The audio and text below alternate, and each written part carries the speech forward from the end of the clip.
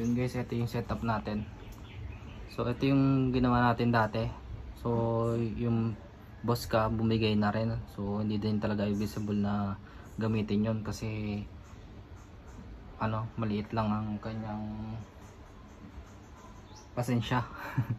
So ito, gumamit tayo ng Snadi 3000 kilowatts tapos 12 volts.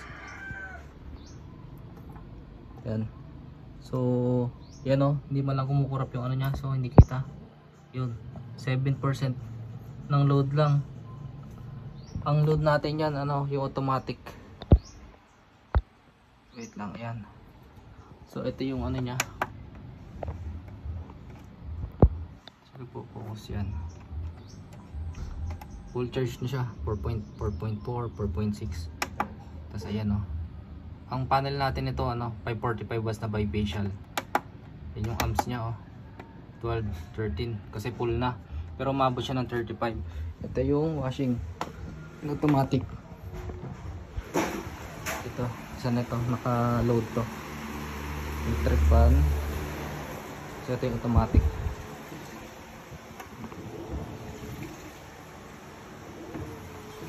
Yung washing na ano, hindi na, wala nang problema. Basta sa ano, sa tangha yung ganyan, no. Sobrang ano. Oo. Kasi itong washing kasi na ito ay hanggang 350 watts. Kaya kayang-kaya ang inverter. Heavy duty pa Snadi. Samsung.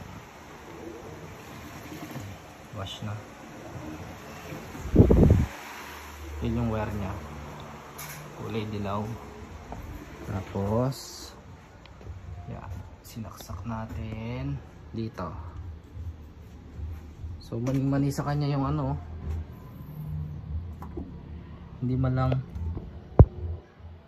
lang kumurap yung ano, yung load niya, oh, 12%.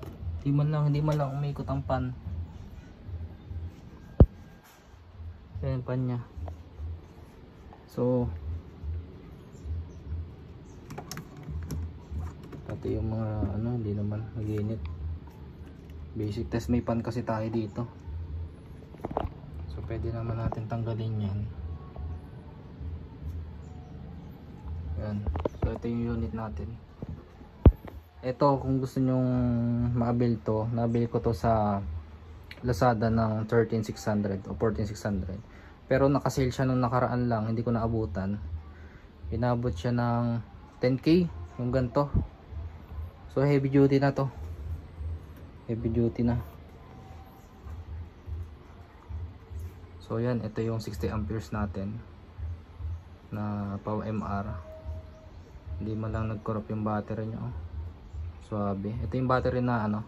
Ito yung battery na inassemble natin. Balanse na balanse pa rin hanggang ngayon. 4.6, titigil sa 4.6.